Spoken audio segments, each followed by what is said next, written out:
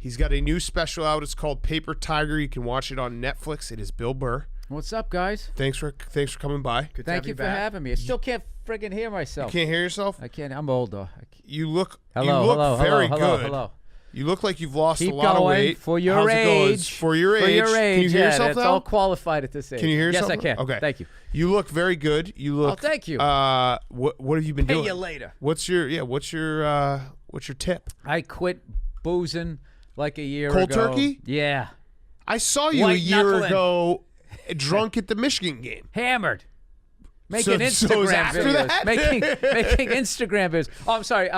November 24th. Not like I'm like a AA sober guy. Yeah. I was just, I was getting, I was having a couple of 2, 3, and it just started bothering me once I had a kid. I'm like, I have a baby upstairs, toddler, who's sleeping right now, and I am legally hammered. Yeah. Not drunk. Hammered. Was that an after Thanksgiving decision you made or before Thanksgiving? November 24th. You know what's funny? The last day I drank, I was watching Michigan, Ohio State. So and I was drinking this stuff, Kentucky Owl. Ooh, I recommend that. It was delicious. And I remember saying to my friend as I was drinking my last one, I was going, dude, I'm never fucking quitting.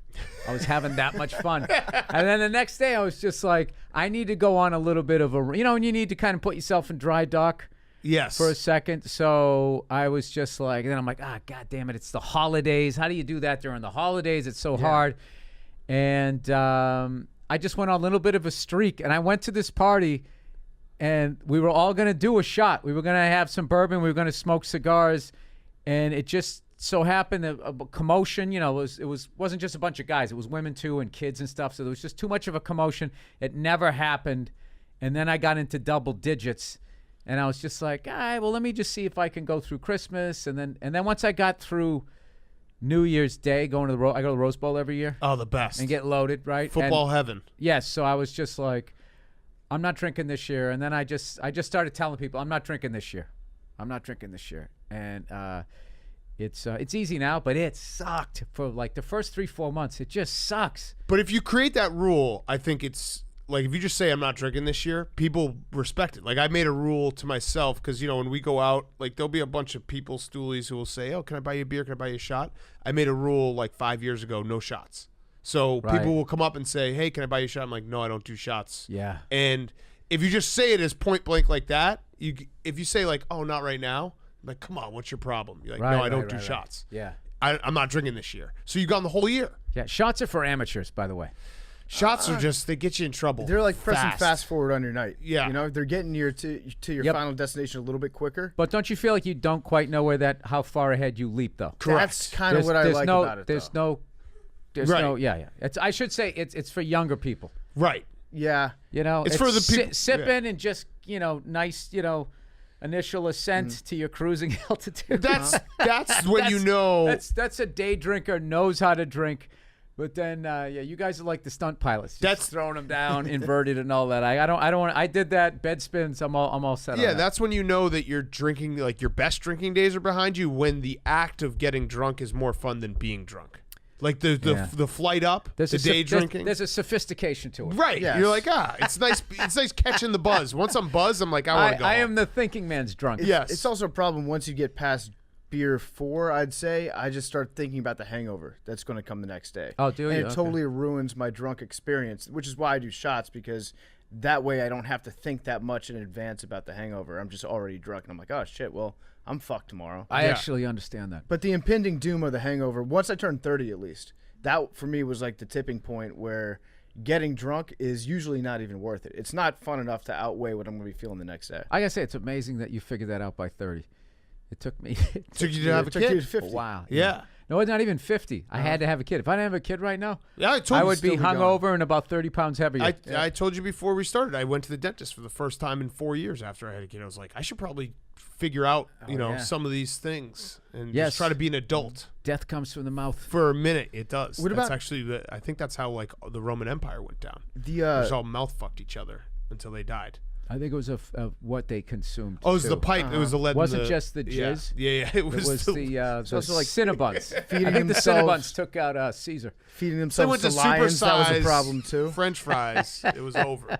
My big problem whenever I've tried to take a little time off drinking is if I show up at a social function or a party and I don't have anything in my hand, it just feels like, I got to be carrying something. It's like maybe it's a crutch, just to have. No, it's to weird. Be walking around with that in your hand, it makes you feel more comfortable. It's a new skill set you have to develop, and then it's actually fun. Watching people having a good time getting hammered is fun. It's like watching a reality show. Like, all right, he's gonna have to apologize for that, and like, wow, this person didn't seem that drunk, and they just told me the same story. This happened to me 2 nights ago. Same story, and person seemed pretty sober.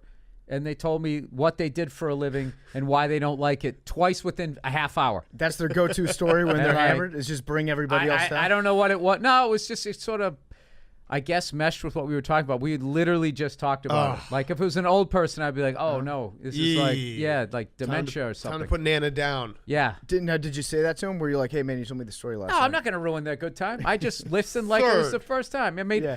I'd be so hypocritical if I did that. The third time, no, what I do is you start drifting. You just sort of drift. Or you finish the story for him. Yeah. And you're like, oh, we're same wavelength. Just like, I know how this movie ends. Yeah, they think you're a mind reader. Yeah, right. No, I don't like. I am a big, as much as I talk and make fun of younger people and everything, I am a big proponent in letting young people have their good time. And just because it's over for you, to then come in, I'm gonna tell you better watch out for that because of X, Y, and Z. It's like, shut up, old man. Let me figure that. Let me feel that sharp pain in my liver, myself. I agree with you there because I can't stand people who get into their 30s, 40s, 50s, and they just forget what being 22 was and how everyone was a shithead. I don't know anyone who was 22 and wasn't a shithead.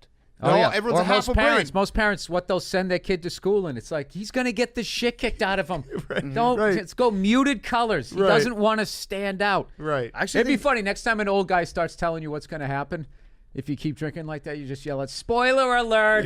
Yeah, right. I think it's better to Let me enjoy this episode. It's way better to be a shithead when you're 22 and you don't have any power, you don't have enough money to get yourself in serious trouble than it is to have all your shit together throughout your 20s. Then you turn 30, you're established, maybe you've got a couple of dollars in your pocket, and then you turn into a shithead. You're much more dangerous at that point in life. Well, look, that's why I try not to make fun of pop stars and stuff. I still do, but like, you get all that money, you got a fucking Lamborghini when you're 21, riding around with your shirt off, eating McDonald's, and you still got abs. I mean, who can tell you anything? Right. Yeah. If you've ever been around someone, I'm sure you have, that has been famous for the majority of their life, they're just not going to be normal. You know what I mean? Someone who was famous when they were 17 years old. Oh, have I been around someone like that? I'm sure you have. If you're Hollywood Bill. Like, okay, for example, A-Rod. That's my NASCAR guy. Hollywood Bill. Hollywood Bill, he ain't stopping for nothing. Think about a guy like A-Rod who was famous. He drafted, 1-1, first overall. So he was essentially famous when he was 17, 18 years old. So for the last 22 years, he has been A-Rod. I think you have to give a little bit to those type of people being like, their world's not the same. Like, what a second act that guy's had. Yeah. Becoming an analysis, it's just like, I love this guy. Doing podcasts. Doing podcasts. Oh, that's right. He's on your show. That's right. Sorry, my fault.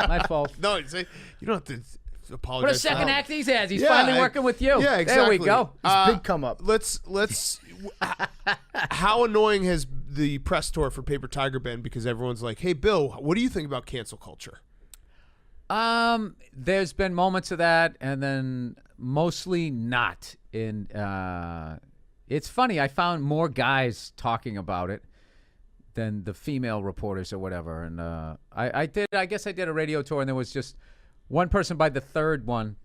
Some woman, I was doing a radio thing, and she was just like, so you did it at Royal Albert Hall in London. How much fun was that? It looked beautiful. I'm like, finally, somebody who get it. Yeah, it was just all about, having a good time and trying a new venue and taking a chance by going over there. And most of the special was about me being an idiot and trying to clean up my act so I don't, screw up this great thing that I have with my wife and kids. So, but that's not what the media. I had 9 questions about PC culture people, for you. Most people. I mean, I'm sure you guys exist in the same sort of world that I do. That there's this, there's this one thing that's being asked, and then there's what's people are really feeling. So it's sort of this weird. Like, I always compare it to the last election where they sort of misread where people were at. I understand why the cancel culture people are doing what they're doing. Their hearts are in the right place. It's just the way that they're going about it. The execution, Yeah, and it's just like,